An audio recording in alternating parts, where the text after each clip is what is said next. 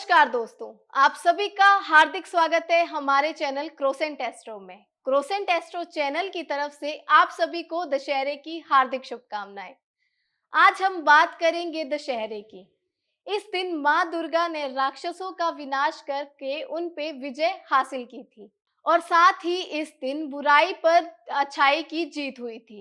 इस दिन भगवान श्री राम जी ने रावण को पराजित करके उस पे विजय प्राप्त की थी। तो आइए इसी विषय पे आज हम चर्चा करते हैं डॉक्टर राजवीर शास्त्री जी से। शास्त्री जी, बहुत बहुत स्वागत है आपका। धन्यवाद। शास्त्री जी, 2023 में दशहरा कब मनाया जाएगा और रावण दहन का शुभ मुहूर्त क्या है?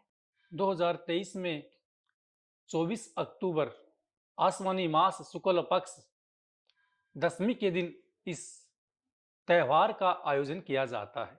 रावण दहन की यदि हम प्रक्रिया की बात करें, वो एक सामान्य सी एक प्रक्रिया है जिसके माध्यम से ये संदेश दिया जाता है, यदि कोई भी व्यक्ति इस प्रकृति के ऊपर आकर नारी का अपमान करेगा, उसे दंड भोगना पड़ेगा। यहां तक कि चाहे कोई देव भी क्यों न हो। इंद्र ने दुर्व्यवहार किया गौतम ऋषि की पत्नी अहिला के साथ, उसे भी दुख भोगना पड़ा, उसका दंड भोगना पड़ा।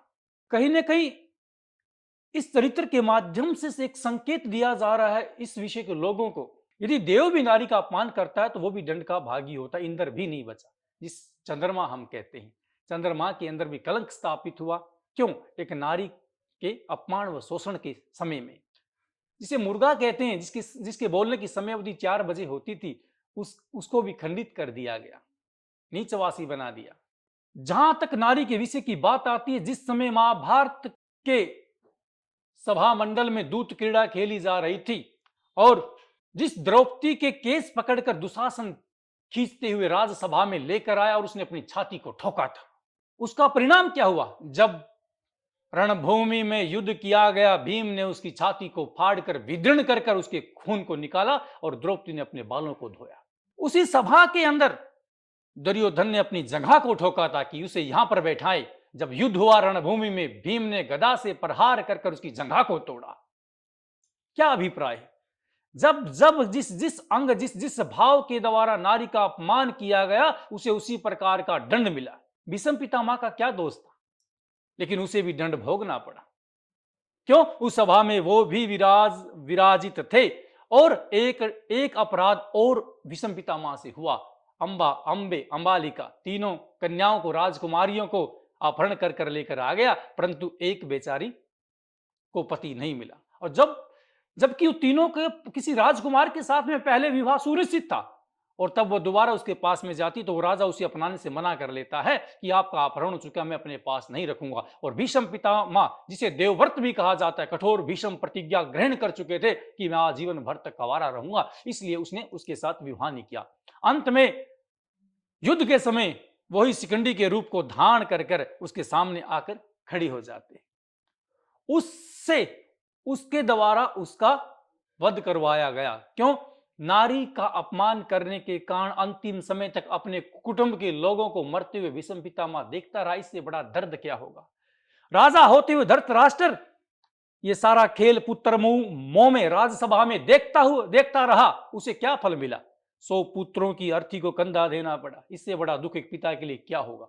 जब जब नारी के अपमान की बात आती, नारी का ह्रास होता है, वो कोई भी व्यक्ति क्यों ना हो, कितना ही बड़ा क्षत्रिय क्यों ना हो, वो देव हो चाहे ब्राह्मण हो, उसको उसका दंड भोगना पड़ता है। रावण से एक अपराध हुआ कि मां सीता लक्ष्मी स्वरूप का उन्होंने अपहरण किया, और उस अपराध की क्रिया में उसको बुराई के महत्व को दिखाने के लिए भगवान ने उसे पराजित किया। और उसके दहन की जो प्रक्रिया वो समाज में इसलिए दिखाई जाती है ताकि भाई कोई भी व्यक्ति बुरा काम न करे। अन्यथा रावण की विद्वता की बात करें तो भगवान श्री राम खुद रावण की प्रशंसा करते हुए कहते हैं, जब रणभूमि में उनका शरीर नीचे नीचे गिर गया और विभीषण उसके पास में आकर रोने लगा कि आज मेरा भाई मारा गया, तो उसे गले लगाते हुए श्री राम कहते हैं, विभीषण आज कोई साधारण व्यक्ति नहीं, एक विद्वान, एक यशस्वी योद्धा इस धरती से चला गया है, इस धरती ने खो दिया है। खुद श्री राम भी रावण की प्रशंसा करते हैं।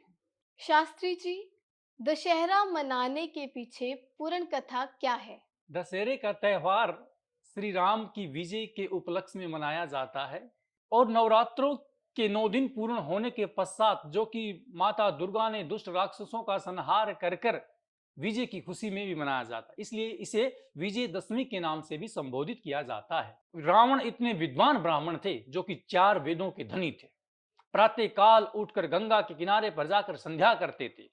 यदि उनकी बल व शक्ति की बात की जाए, देवता उनके घर पर पहरा देते थे। इंद्र स्वयं उनके घर के ऊपर आता था, और जिसे हम जननी माता कहते हैं, वे माता जो एक जीव को बनाकर मां के गर्भ में उत्पन्न करती है, वो रावण के घर के ऊपर जल का छिड़का लगाने आती थी।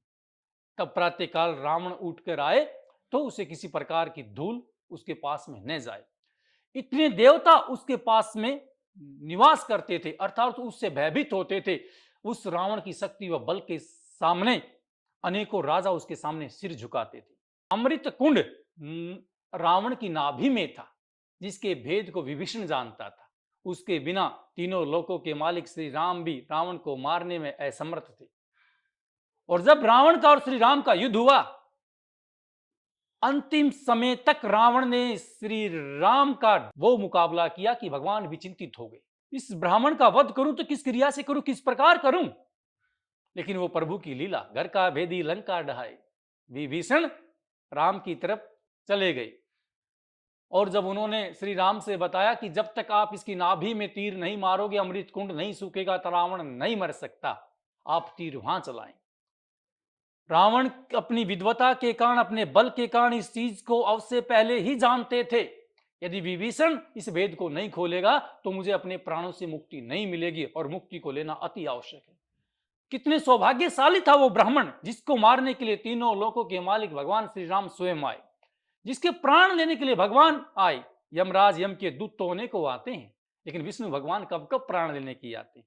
उसकी रावण अपनी मुक्ति स्वयं भगवान के हाथ से चाहता था, इसलिए उन्होंने ये कुकृत्य किया, सीता का अपहरण किया, ताकि श्री राम मेरे पास आए, मुझसे युद्ध करें और मुझे इस जीवन से मुक्ति दें, अन्यथा रावण को मारना असंभव था। वो साधारण नहीं, भगवान शंकर, जिसे भोला भंडारी कहा जाता है, जिसको प्रकृति को बदलने की शक्ति केवल महाकाल भगवान शंकर के पास है, उसके घर में जो निमंत्रण के लिए जाते थे, उसके घर पर जो भोजन करने के लिए जाते थे, माता पार्वती अपने हाथों से सौ निर्मित थाली रावण को भोजन खिलाती थी। जिस व्यक्ति की इतने बड़े देवताओं में पहुंच हो, वो कोई सामान्य व्यक्ति नहीं हो सकता। एक कुकृत्य किया गया कि उसने लक्ष्मी स्वरूप माला सीता का अपहरण किया, एक नारी का अपमान किया। इस अपमान को दर्शाने के लिए, इसके माध्यम से शिक्षा देने के लिए रावण की पराजय हुई और रावण को हारना पड़ा। और भगवान विष्णु ने भी वहां पर आराम रूप में यह शिक्षा दी है, जब जब नारी का अपमान करोगे तो इसी प्रकार का दंड आपको भोगना पड़ेगा, अन्यथा रावण की बराबरी करने वाला उस जैसा विद्वान ब्राह्मण नहीं था। आज भी दक्षिण भारत में रावण की पूजा की जाती है और उसके बारे में संदेश दिया जाता है कि रावण ने क्या किया। रावण ने अपनी बहन के अपमान का बदला लेने के लिए सीता का अपहरण किया, और अपनी बहन की रक्षा करना एक भाई का धर्म भी है, जिसे आप रक्षा बंधन कहते हैं, रक्षा सूत्र बंधवा जाता है। उस बहन की रक्षा के लिए यदि हमारे प्राण भी चली जाए, तब भी हमें सत्य गति की प्राप्ति होगी। तो रावण ने उसी मार्ग को अपनाया। ये सामान्य सी बात है। अपनी बहन के अपमान का बदला लेने के लिए उन्होंने इस कुकृत्य को आगे किया, परंतु यह भी सोचने की बात है, आम व्यक्ति की बहू बेटी को कोई भी किसी प्रकार की टिप्पणी भी बोल देता है, कोई बुरी दृष्टि से देख भी लेता है। रावण ने क्या किया, वो तीनों लोकों के मालिक ये जानते हुए, भाई पूरा ब्रह्मांड का एक भी पत्ता उसकी आज्ञा के बगैर नहीं हिल सकता, तुम उसके साथ दुश्मनी लेने के लिए जा रहे हो, तुम उसकी पत्नी का अपहरण करना चाहते हो, कोई सामान्य व्यक्ति का नहीं। अरे गरीब व्यक्ति को तो कोई भी दबा सकता है, निर्धन व्यक्ति का कोई भी शोषण कर सकता है। अपने से बलवान के साथ में युद्ध कर देखें, तब बल और आपके शौर्य का पता लगता है। रावण ने एक बलवान, एक ब्राह्मण होते हुए भी एक अक्षय तृतीय की तरह युद्ध कर दिखा, सूरवीरता को दिखाया और अपने कृत्य को दिखाया, परंतु एक अपराध के कारण उसे इस जीवन से मुक्ति लेनी पड़ी और इस जीवन को छोड़कर जाना पड़ा। और वो स्वयं हर्षित हुए कि मुझे मारने के लिए, स्वयं मुझे लेने के लिए भगवान यहां पर आए हैं। श्री राम भी उनकी अति प्रशंसा करते हैं। रावण का जो कर्म था, इस वजह से रावण को हमें मारना पड़ा, परंतु हमने इस बात का दुख है, एक विद्वान ब्राह्मण इस लोक को छोड़कर चला गया। एक लंकेश्वर, एक नेक नेक राजा, बलवान, जिसे इंद्र जैसे देवता भी भयभीत थे, उस धरती के लोक को छोड़कर चला गया। संध्या उपासना करने वाला, 4 वेदों को कंठस्थ रखने वाला, भगवान शंकर के घर पर निमंत्रण करने वाला इतना बड़ा ब्राह्मण इस भूलोक को छोड़कर चला गया। इसलिए हमें रावण से भी शिक्षा लेनी चाहिए, क्योंकि जब जब कोई गलत कार्य करोगे तो उसके दंड को आपको भोगना पड़ेगा। जबकि राम और रावण की एक ही राशि है, दोनों तुला राशि से संबंध रखते हैं, लेकिन कर्म अलग होने से उनके दंड भी अलग अलग से प्राप्त होते हैं। एक माँ के गर्भ से 2 भाई बहन का जन्म होता है, लेकिन माँ बाप जन्म के साथी है, हमारे कर्म के साथी नहीं है। एक भाई पढ़ लिख कर IAS ऑफिसर बन जाता है, दूसरा भाई गांव में छोटी सी दुकान चलाता है। ये किसके अधीन है? हमारे पापा, हमारे माता, हमारे दादा दादी, हमारा कुटुंब, हमारा गोत्र, हमारी कोख एक है, लेकिन कर्म के कारण हमारे मार्ग भिन्न भिन्न हैं। एक भाई ऑस्ट्रेलिया, कनाडा, अमेरिका में जाकर बहुत बड़ा बिजनेस करता है, एक भाई क्या पता यहाँ छोटी मोटी दुकान चलाता है। ये क्या है? ये सब हमारे कर्मों पुरुषार्थ के अनुसार ही फल मिलता है, और इसी के माध्यम से ये शिक्षा भी दी गई है कि जब जब आप कोई कुकर्म करेंगे तो उसका दंड आप भोगोगे। और इसलिए भगवान श्री राम को समर्पित ये दिन किया जाता है। 10 प्रकार के उसके मुख थे, उनका समापन किया गया, जिसे दशानंद भी कहा जाता है। इसलिए रावण का कैरेक्टर अपने स्थान पर भी अति उत्तम व शिक्षणीय है, परंतु उसके माध्यम से एक यही शिक्षा दी जाती है, जब जब आप नारी का अपमान करोगे तो आपको दंड भोगना पड़ेगा। ये असत्य पर सत्य की विजय प्रकाशित की गई है, अंधकार को मिटाकर उजाला वहां पर लाया गया है। इस प्रकार का भाव पूरे रामायण के माध्यम से दिखाया गया है। शास्त्री जी, दशहरे के दिन हमें किन बातों का खास ध्यान रखना चाहिए? दशहरे के दिन हमें दान पुण्य तो करना चाहिए। कोई भिक्षु आ जाए उसे कुछ धन या वस्त्र भी आप दान कर सकते हैं। किसी पेड़ को नहीं काटना चाहिए, किसी जीव जंतु को तंग नहीं करना चाहिए। आपको आटा भी चींटियों को खिलाना चाहिए, गौ माता को रोटी देनी चाहिए। अन्य कोई जीव हमारे घर के आसपास है उसका भी संरक्षण करना चाहिए। उस दिन सर्वप्रथम घर में जो प्रसाद भोग बनाया जाता है, घर के वृद्धों को सबसे पहले भोजन करवाना चाहिए, उनका आशीर्वाद हमें लेना चाहिए। शराब आदि का सेवन न करें और अपने मन को भगवान राम में लगाएं, उनकी महिमा का गुणगान करें, विष्णु अवतार की स्तुतियों को आप अध्ययन करें। इन बातों का आप विशेष कर ध्यान रखें। यदि कहीं रावण दहन की क्रिया प्रारंभ हो रही है, आप दूर से ही उस क्रिया का दर्शन करें और उस मुक्ति मार्ग को प्रणाम करें। उसके बाद अपने घर की तरफ आएं, और जहां दहन है उस क्रिया, उस ग्राउंड क्षेत्र से कम 2-3 किले आपको दूर रहना चाहिए, अन्यथा कई प्रकार इस प्रकार की दुर्घटनाएं भी घटित हो जाती हैं जो अनेकों लोगों की जीवन लीला को समाप्त कर देती है। उस दहन में अत्यधिक बारूद, पटाखा, बम का प्रयोग नहीं करना चाहिए, क्योंकि बाल वृद्ध व्यक्ति भी वहां पर होते हैं। कई बार वहां से निकले हुए छर्रे उन व्यक्तियों को जला देते हैं, किसी न किसी प्रकार की हानि पहुंचा देते हैं। शास्त्री जी, दशहरे के दिन रावण दहन क्यों किया जाता है? दशहरे के दिन रावण दहन कर कर केवल इस प्रक्रिया को दिखाया जाता है कि बुराई का नाश हो और सच्चाई की जीत होती है। यह माना कि कुछ समय तक आप बुराई के रास्ते पर फलीभूत भी हो सकते हो, आप तरक्की भी कर सकते हो, परंतु वो समय अत्यधिक लंबा नहीं है, क्योंकि भगवान के घर पर देर है अंधेर नहीं है। बुरे काम का फल हमें भोगना पड़ता है। इसी चेष्टा के माध्यम से ये दिखाया जाता है। यदि मैं अपने व्यक्तित्व विचार की बात कहूं तो अनेकों प्रकार की घटनाएं भी हो जाती, कई प्रकार के खतरे भी उत्पन्न होते हैं। इसलिए रावण दहन की जो प्रक्रिया है उसका निषेध करना चाहिए। केवल दूर मात्र से लोगों को संकेत दी जाए, रामलीला का आयोजन किया जाए और रामलीला के माध्यम से इस चीज को दिखाना चाहिए, अन्यथा अनेक प्रकार के खतरे होने की वहां पर संभावना होती है। भगवान पूजन करने के अनेकों माध्यम है, हम भी श्री राम के भगत हैं, लेकिन उसका माध्यम ये ना हो कि उसके द्वारा किसी दूसरे व्यक्ति को कोई हानि पहुंच जाए। ये कोई मनोरंजन का नहीं, कई बार मनोरंजन के माध्यम से अनेकों लोगों ने अपनी जान भी खोई है। इस विषय को ध्यान में रखते हुए हमें थोड़ा इस बात के ऊपर विचार हमें करना चाहिए। यह सत्य है कि भगवान ने जब जब भी कोई भी व्यक्ति यहाँ पाप करने के लिए आया है तो भगवान अपना अवतार धारण करते हैं और उस पापी को समाप्त करते हैं। वो रावण हो, कंस हो, कुंभकर्ण हो, हिरण्याकुश हो, उनके नष्ट करने के लिए भगवान यहाँ पर आते हैं। और भगवान ये भी कहते हैं भी जब पाप का संबंध आता है तो मैं अपने घर सगे संबंधियों को नहीं देखता हूं। श्री कृष्ण के कंस तो मामा थे। मामा क्या होता है? जो अति प्रिय होता है। हम अपनी माँ को एक बार माँ कहकर संबोधित करते हैं, परंतु माँ के भाई को 2 बार माँ कहते हैं। जो माँ का भी अति प्रिय है, इसलिए उसे मामा कहा जाता है।